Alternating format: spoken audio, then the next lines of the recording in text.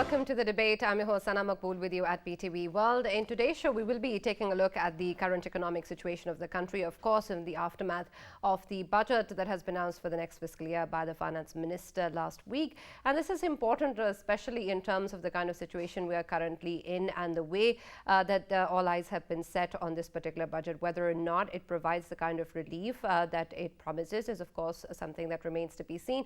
But at the same time, whether or not the government has been able to pull the balancing act that it needs in terms of its obligations with regards to IMF and the rest, and then of course the kind of political uncertainty that the country has been facing for quite some time now, and then of course moving forward, how will it possibly go ahead in terms of retaining the kind of direction that the country needs. At the same time, we also know that there is hardly any time left for the IMF bailout program to be completed, with now the finance minister talking about how the 10th and 11th reviews are not possible, but perhaps there is still hope for the 9th review, something that experts say is still diminishing. It is important also to know what exactly is going to be the reflection of the current budget with regards to negotiations with the IMF that are currently underway.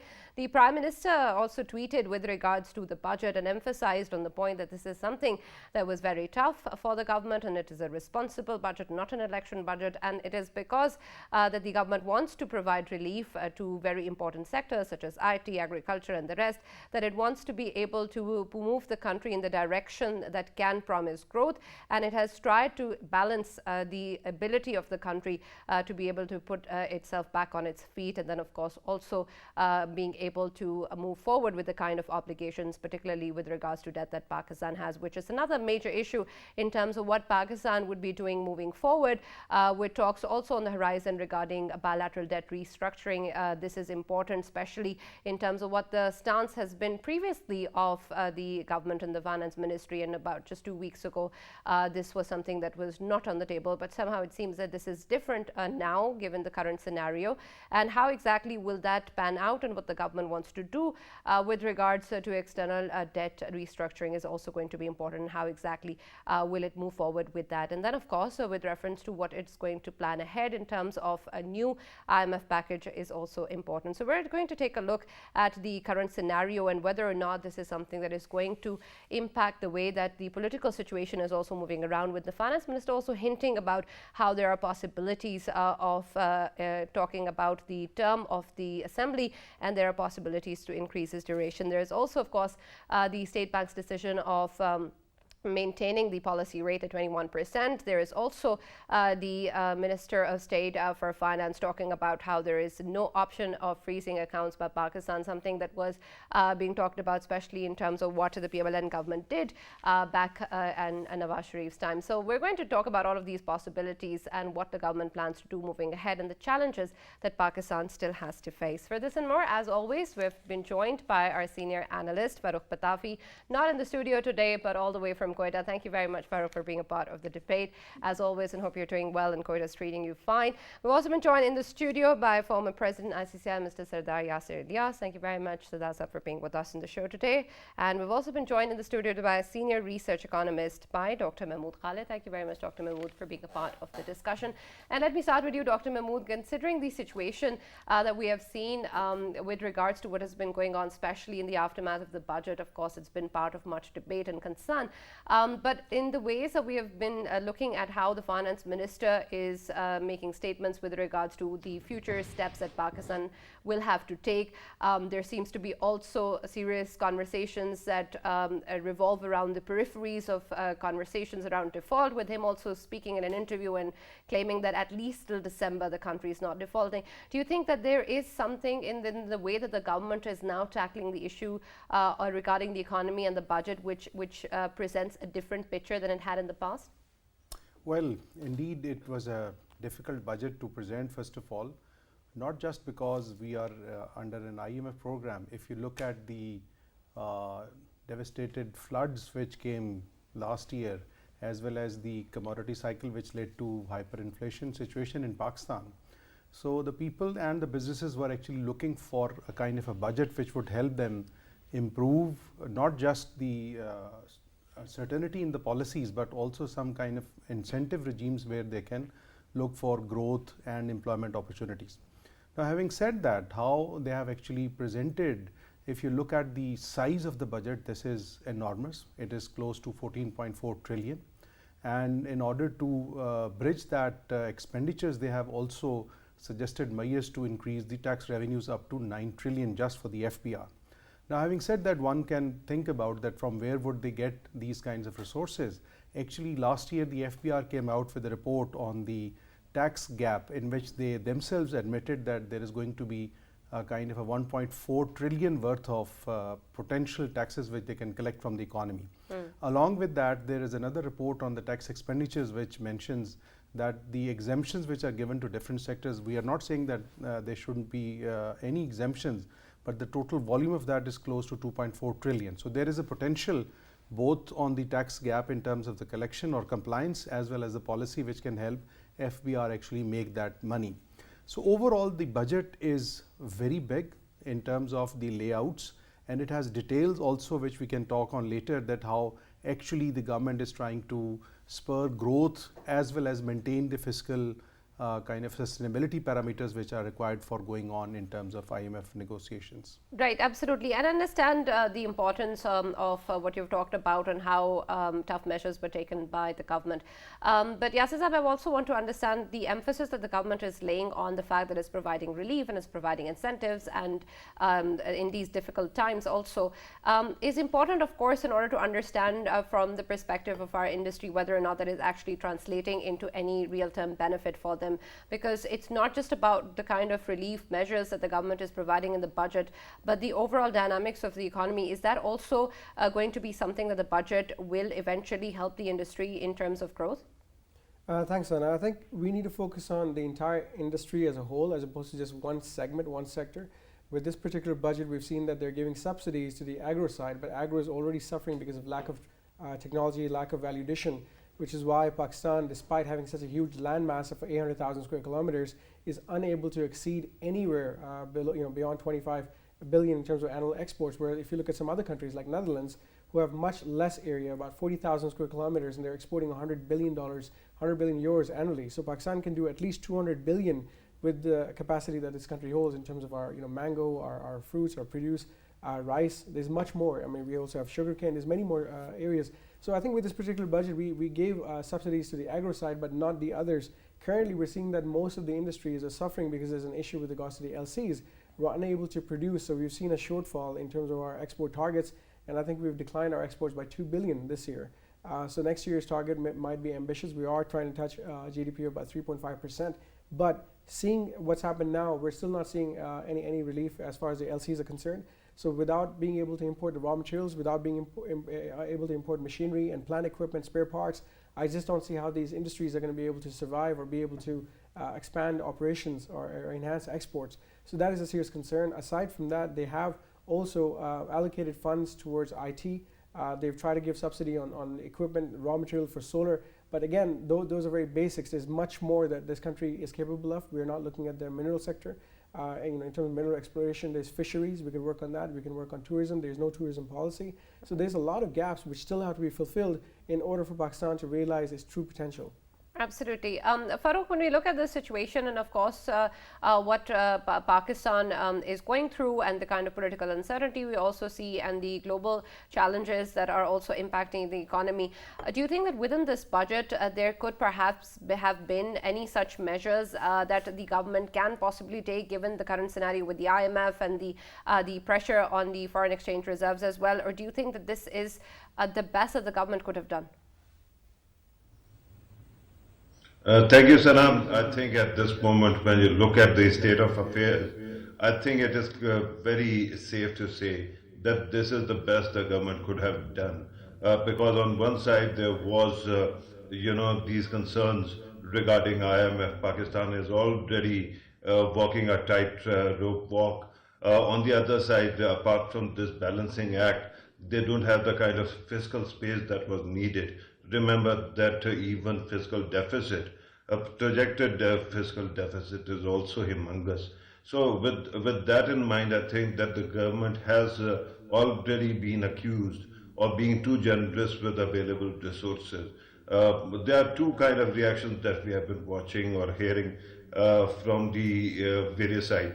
On one side, you hear people, the pundits actually say that the government is being spendthrift and it shouldn't have been actually focusing on these things. It should have been, focusing only on fiscal belt tightening. On the other side, you also have people like businessmen, other stakeholders who are complaining that it doesn't actually go far enough. So it is not a position that can be cherished by anyone. It is enviable position and not enviable position. So right now, when you look at the circumstances, the 2 or 3 things that stand out are important. The first thing that is important is that when the government is presenting this budget, how long will it be around to implement it? The second thing is something that was not part of the fiscal policy, it is part of the monetary policy. If you want to revive the economy, you will have to bring down the policy rate immediately. But that is not happening. 21% is huge, humongous, and with that kind of policy rate, who would want to actually invest in business? Because people who are risk averse will only submit the money in banks and make a certain profit out of it, right? With that kind of situation right now, we have to still wait and see which way the wind blows. But the government couldn't have done better than this. The only thing is that we were really wishing that we could have actually resumed or concluded the 9th and 10th review with the IMF. That doesn't seem to be happening. We have other policies, other options, so we keep on hearing. Yesterday we saw Russian oil, crude oil actually reaching Pakistan. That is going to alleviate some pressure from the masses and the way we have to actually keep on hiking the price. But whether it is a policy that can be sustained compared to what you could have gotten from the IMF, this is the biggest question. So we have to wait and see how this actually builds up and moves forward. Farrukh, I'm glad that you mentioned regarding the crude oil from Russia. There was a lot of discussion when initially this first began that perhaps we don't even have the kind of refineries that are needed for that crude oil, and whether or not we will be able to actually use that oil in the way that we would like to, that it impacts the energy sector. Are we sorted on that level? I think that it was clarified today by the government of Pakistan that they have acquired or they have the availability of the machinery to process and refine this oil and to actually make sure that it is consumed properly. It comes at a discounted price, and that's why I think that it would be akin to looking a gift horse in the mouth. So we are going to be happy about it, and I think it is going to relieve some pressure. But whether it is sustainable versus IMF in the long run is the biggest question. Then remember that Pakistan and Iran are also building bridges. Pakistan's energy needs are one of the biggest reasons why we keep on losing so much dollars. And then, as what the guest actually pointed out, that Pakistan has to actually slap sanctions on LCs. So I think that kind of relief might actually help government to remove that kind of sanctions also. Right, absolutely. The scenario, of course, presents itself right. We're in the middle of the June, and it's important in terms of what we want to experience and explore, especially with regards to the IMF bailout package. And Yasir, we, of course, are way too close to the deadline of this particular package, but it still seems that the government has some hope. The Minister of State for Finance also spoke about how all of the obligations have been met.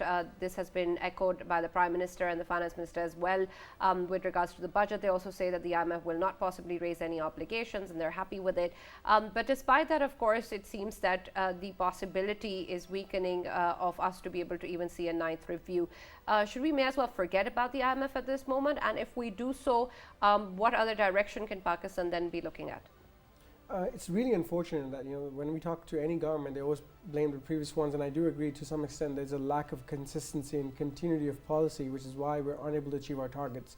This year alone, we had a fiscal deficit of about 6.2 trillion, and that's about 7% of your GDP. And similarly, we're expecting the same next year as well.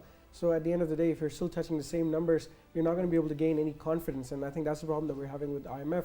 IMF is unable to see a sustainable future. And unless and until any lender gets a guarantee on repayments, and our debt servicing cost has gone up huge, it has amplified primarily because of the devaluation of the rupee. And I think that's an impact which we were not prepared for, and something which we're not ready to still handle. And external financing seems like the only solution as far as the government policy is concerned. But alternatively, we haven't looked at the fact that FDI could play a major role, exports could play a major role, and that's only because if you revise policy, revamp your current reforms, introduce reforms and tax structure, you can actually gain a lot of confidence and generate local revenue. So your collection this year again was far below what you targeted, and I'm seeing the same next year. I mean, if I'm looking at the numbers, we're expecting government revenue to go to about 6,800 billion, whereas expenditures might be touching 14,000 billion. So you're still seeing a deficit of about 7,000. The only way to increase that is increasing the tax net, and that'll be done through the confidence.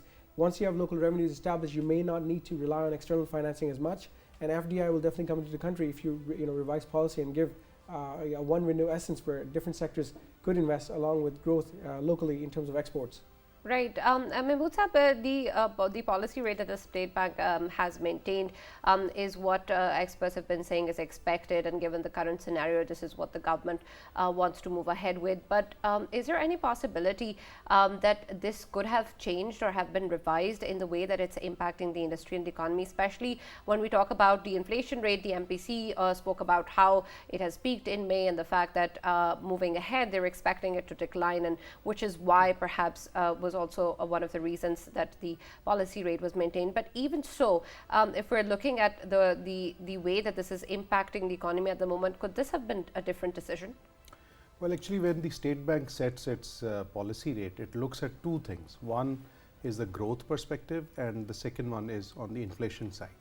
We call it as a sacrifice ratio, that how much growth they have to forego in order to maintain some inflation.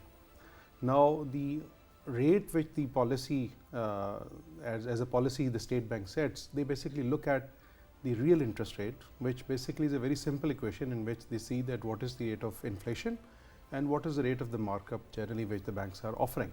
And if that is negative, in a sense that, let's say, if a bank is lending to its borrowers at a rate of 20% and the rate of inflation is currently 40%, so that means there is a negative rate of interest, which they think leads to some kind of an excess production or excess demand of goods and services, which is not sustainable over the long run. So they try to keep the real interest rate close to zero.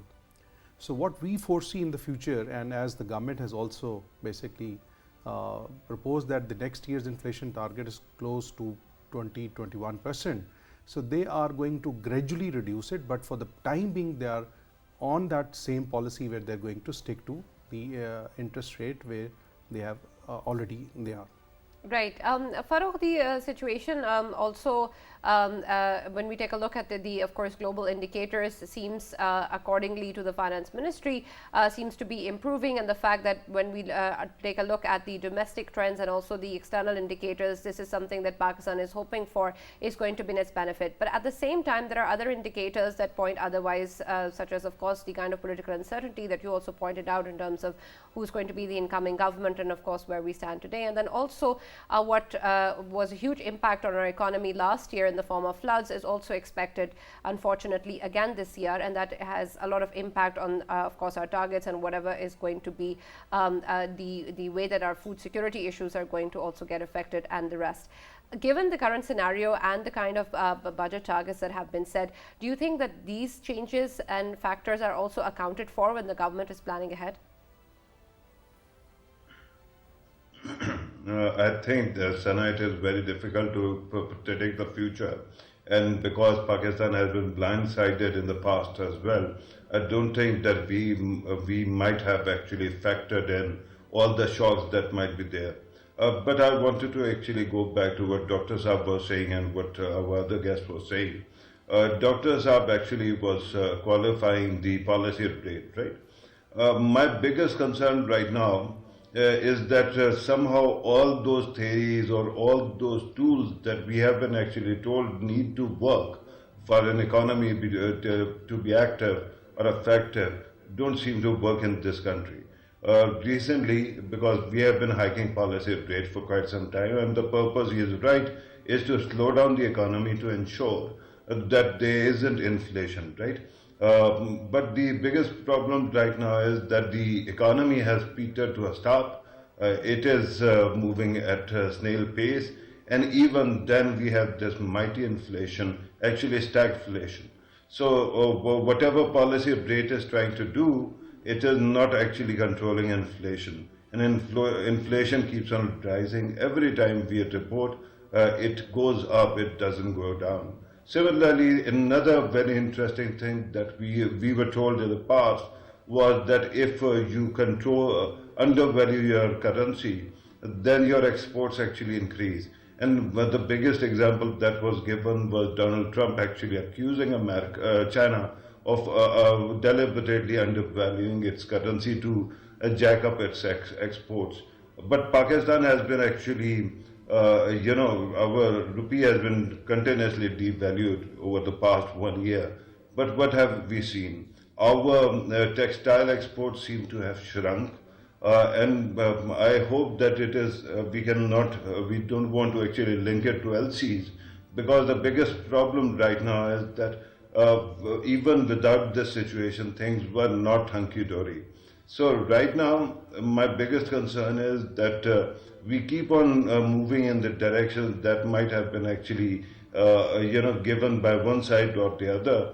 But because we are not moving in one consistent direction, in the end, there is a possibility of blowback, and we might not be able to accomplish anything.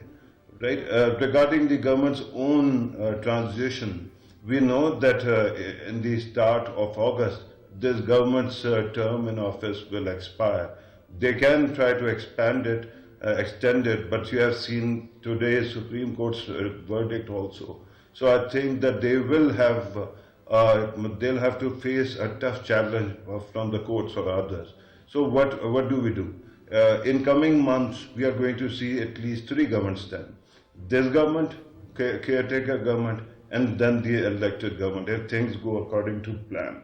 In that kind of state of affairs, how can we actually say that this budget is going to do justice to all the factors that might come in our way in coming days?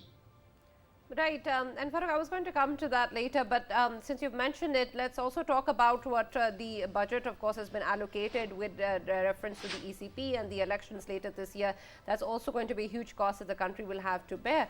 And when we take a look at the given scenario, do you think that this is something that is already allocated for, or that the government will be able to afford it, and then moving forward, we won't be reeling from the repercussions of the elections? Right, Sana, very, very interesting question. Let me once again compliment you on this question. Right, regarding monies, usually what happens is that whenever government actually works out its budget, it actually factors in all these expenditures, right? All these monies that have been actually earmarked are going somewhere. So how can it be that this money will not be available? But again, whether the money will be available or not is dependent on the choice, whether you want to go for election or not. I think otherwise we have seen what happened to 14th May, a verdict, and what happened to the monies at that time. This is one aspect. But regarding, other shocks and how things are going to move forward, I think that, government doesn't have the kind of leeway to control other things. For example, every time there is a budget, we celebrate the number that is allocated for PSDP. As I was pointing out earlier, PSDP has 3 big problems. One problem is, of course, regarding, how much money is available. In the middle of year, usually monies that are committed for a PSDP, they are halved because the government runs out of money, right? On the on the other side, whenever you talk about these tender business that are involved in PSDP, there are massive kickbacks, and that is why I keep on calling them engine for corruption. And then the problem is also of capacity. When you allocate these monies, in the end, the bureaucracy that has to actually implement it usually doesn't have the capacity. So what happens is either the funds lapse by the end of the year, or then what happens is the money is actually thrown around higgledy-piggledy as quickly as possible. So with that kind of situation, I think that whatever comes next is not going to be very rosy, Salam.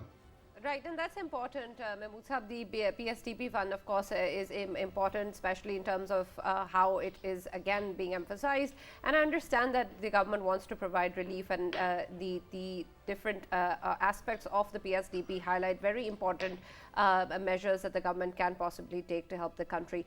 But again, the questions that Farrukh raises, and also add to that the issue of whether or not the country will be able to afford them, will be able to see them through completion. And then when we talk about the impact that they will have, whatever schemes are also part of the PSDP, are they actually contributing to overall poverty alleviation, overall relief to the masses? Is that really something that the PSDP in fact gains, or do you think that this is more of perhaps a political mileage at the moment than anything else? Well, I would second Farrukh's analysis on the PSDP. What happens is that we go very good in terms of proposing certain projects, but at the end of the day, we don't fund them as per their needs. So we have two problems. One is called as the throw forwards, in which there are unmet needs in terms of the expenditures, and then we have time overruns, in which a project should have been completed by a certain time period, but it spells over maybe to a couple of next years as well. So in order to have more effective PSDP, what we have been proposing at PIDE as well, that we have to kind of create a moratorium in which we should not allow any new project, because the existing projects have so much money to be spent on, and if that is taken up as a challenge in terms of providing the required spendings for the projects, that would have been enough to spur growth. And how's that recommendation going? Unfortunately, when you look at the numbers, so this year also what we are expecting is that the number of schemes which we in the PSDP finally would be close to 1,000. So if you look at the total amount which is allocated, and as Farrukh have rightly mentioned that it is going to be sort of not if half, up to 60% of the total allocation. So end of the day, the projects are merely financed for just their salaries and small purchases which they could make. So in order to have more effective spending which can actually spur economic growth, we have to do a kind of a portfolio cleaning in which all the redundant projects should be taken away. Only those projects should remain which are higher in terms of growth and employability. And at the same time, don't think that the politics is a new project always. Any good project which completes and leads to economic growth is a bigger milestone which the governments can actually look forward. So, but unfortunately, from the PSDP perspective, we are really missing the dots in terms of improving that structure. And there's great optics in new projects also. So what do you think will be the incentive for governments or bureaucrats to complete previous projects? How are you going to ensure this recommendation is actually something that happens? Actually, we have got a very elaborate framework which we call as the Public Financial Management Act, which spells out that how the project should be developed, how should it be monitored over time, and whatever progress is there is going to be actually linked to the principal accounting officer, which we refer to as the secretary of a department. So there are enough checks and balances in the system which can actually lead to improvement in the overall structure. But having said that, as you have just mentioned, unfortunately, our politicians need to be more educated on this, that actually the economic growth and employment is the objective, not a particular project on which they are focusing. So if we really think through, and if you look at the current allocations into the PSDP, close to 300 billion worth of is on transport, the same is on the energy, and there are then small chunks which are provided for the social development, like for SDGs they have allocated 90 billion rupees. So we have to really improve in terms of our focus, that where do we want to end up at the, not just in this year. And I would like to add here as well, that unfortunately we look at the budget from a perspective of one solution which can solve all the problems. we should think about a budget which is going to be one piece of a puzzle which would run for next 5 to 10 years, and that is actually going to bring on the desired results, which unfortunately we don't see. Right. Yasir sir, two important factors of the budget are also, one is with regards to the establishment and the way that the government is going to support a VC fund to promote entrepreneurship and innovation, something that the Prime Minister again in his tweet also emphasized. But with regards to the allocation of the budget within this, do you think that the amount that the government has allocated for this is enough in terms of actually being able to support this ecosystem? I disagree. I think we have a huge shortfall in terms of the expenditures towards education, health. I mean, we've seen one program where, the PM Youth program, in which they're dispersing 10 billion rupees for the purchase of laptops. Where I think I don't think it's relevant at this stage. If you don't have the relevant institutions up and running, a laptop won't really aid a person sitting at home and doing the work. At the same time, if you don't have the electricity, if you don't have the gas, if you don't have the connectivity, I don't think there's much good that laptop's going to do. At the same time, bridging that gap with us being able to offer our services, to a foreign market. Currently, we're seeing the Pakistan IT sector only barely touching maybe perhaps 3 billion in terms of exports, whereas in terms of the collective human resource strength available, 50% of the population is below the age of 35. We should easily be touching $10 billion in terms of annual IT exports, but then there's that gap, there's a shortfall. And similarly, in terms of our healthcare sector, I think it's hugely neglected. If you see the local hospitals in Islamabad, they're hugely overburdened. And primarily you see PIMS and you see all these people coming from KPK and AJK. So I think in terms of health and infrastructure as well, the programs that you mentioned earlier with regards to PSDP, I think there's an obligation on every government servant to ensure that it continues and delivers, because infrastructure is the core of any form of development, whether it's industry or whether it's real estate. So without these fundamentals, this country as a whole will not be able to grow or prosper. Right. Regarding the IT sector, the Prime Minister emphasized this sector even before the budget was actually announced and talked about how he wants to incentivize it. And I understand that that's where the future is headed. But do you think that there is perhaps a deeper understanding of what is needed in terms of to ensure that we're able to benefit from where the future is actually headed? Because the IT sector is, again, like you said, not just giving devices or laptops to the youth. It's much more than that, in being able to market and develop on the skills that we can then benefit from.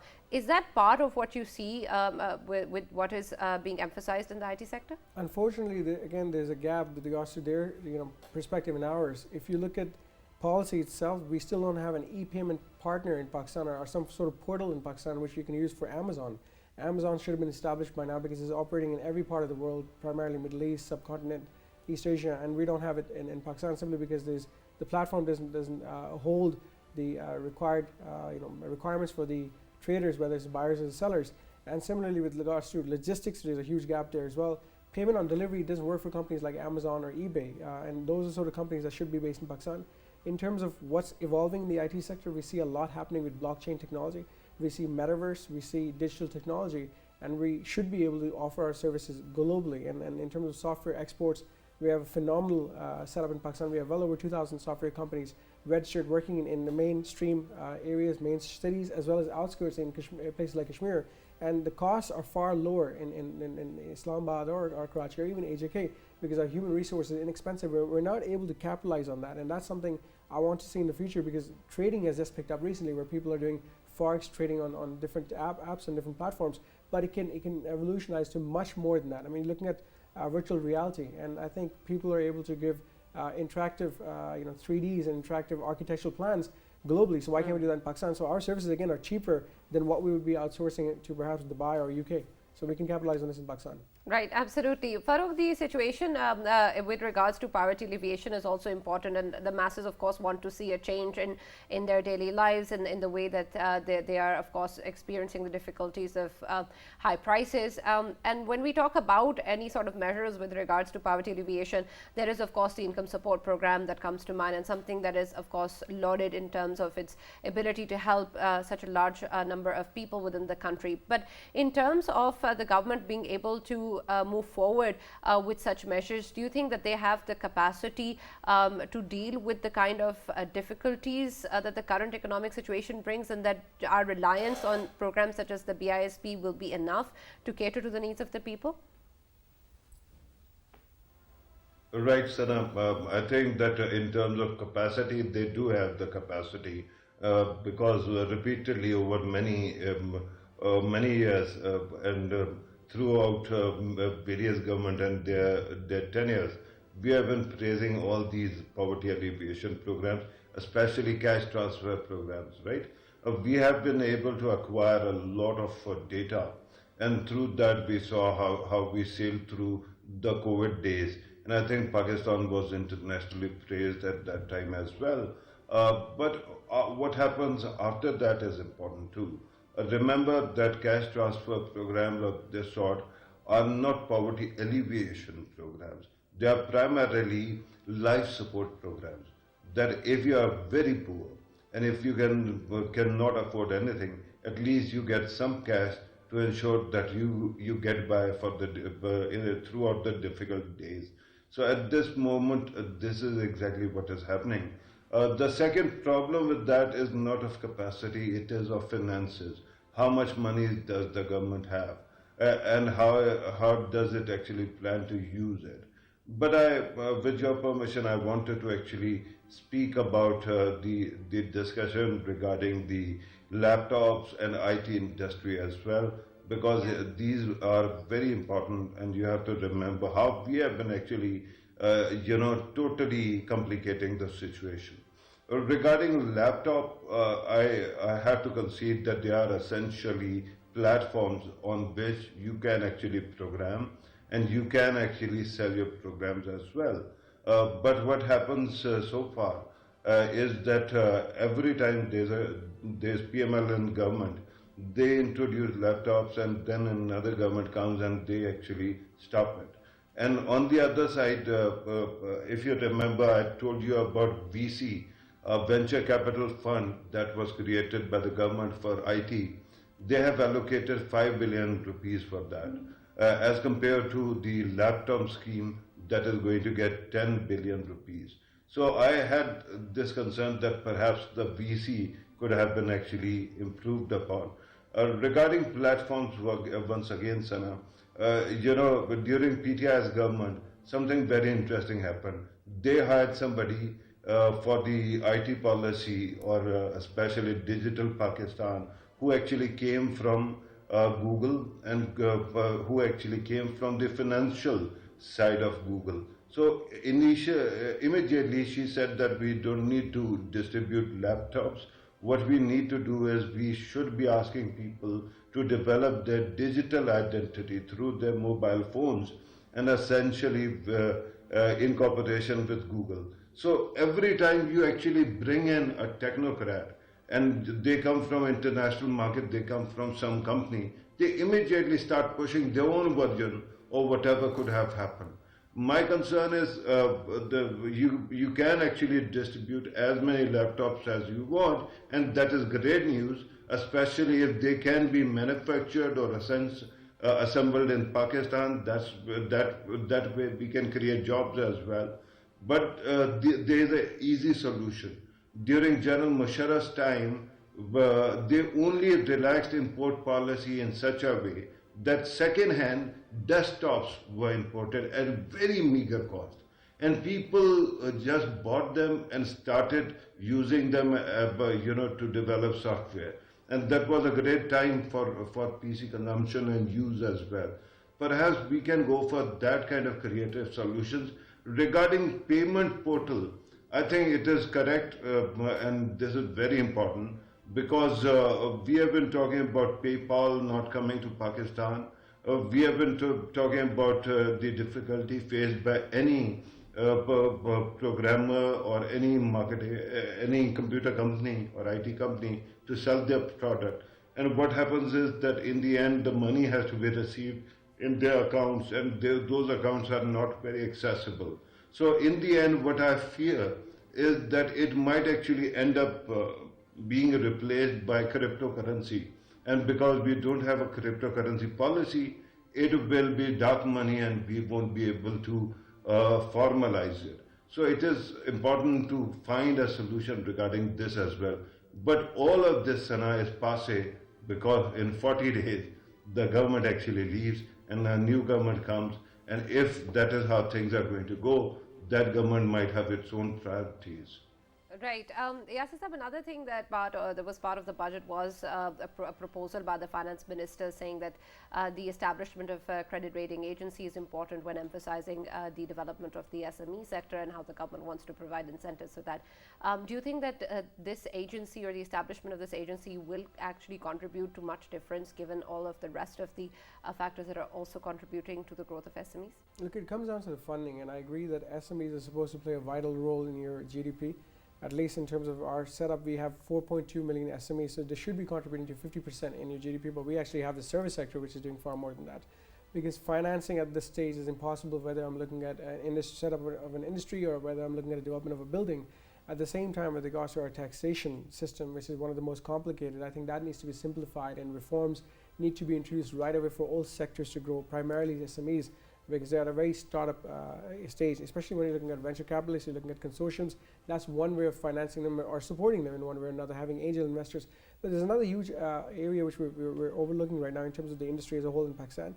With the super tax, which was introduced last year, this year the budget has again amplified the impact because we've gone to 10% on declaration of wealth, about 150 million to 300 million, and that's going to encourage tax evasion. So with the major scale manufacturing, large scale manufacturing, that's being discouraged. So only if these areas were supported, I can only see them coming out with a viable policy for the SMEs, but I think it's a good initiative.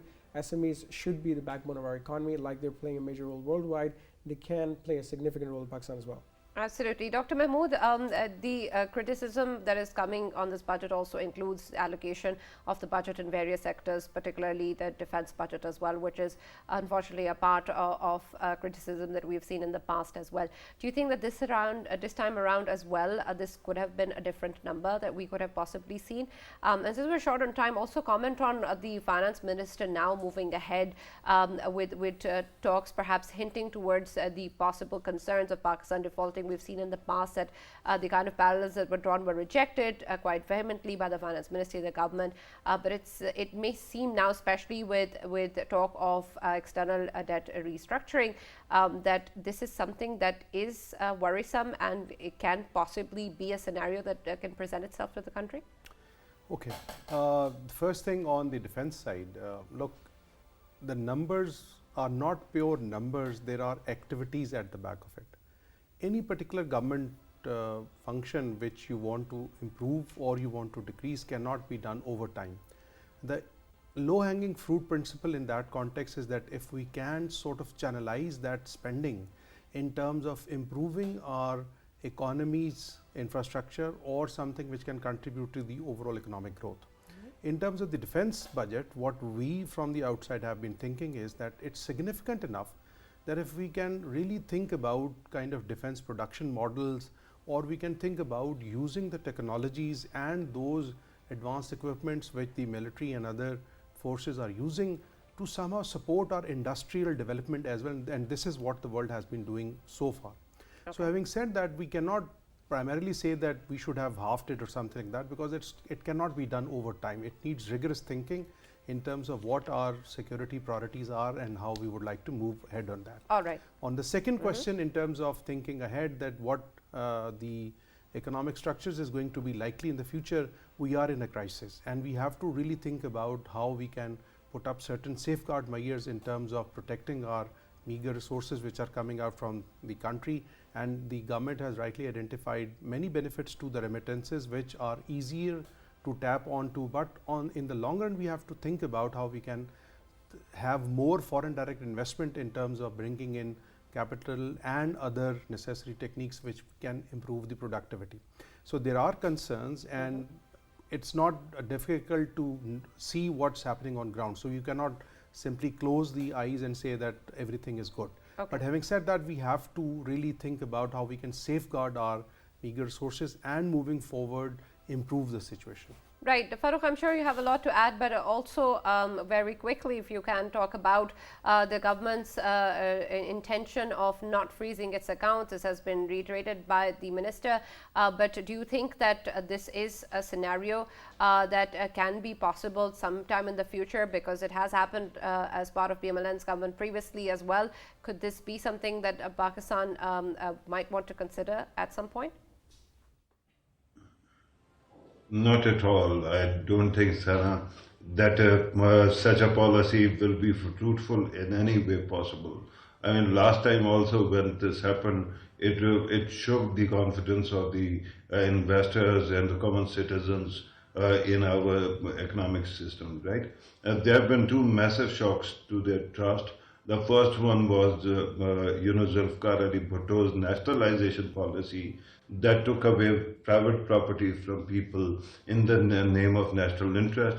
Then this also. I don't think that the government will go in this direction, and I hope also that the government should not go in this direction, right?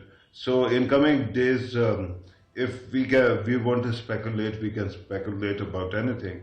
But I think at this moment, if even speculation starts on this thing, it will be extremely counterproductive to our economic stability. Right. Thank you very much, Farrukh, for joining us as always. Thank you very much, Sardar Yasir for being a part of the show, Dr. Mahmood, Khalid for joining us and being a part of the discussion. That's all that we have from the debate. We'll see you tomorrow.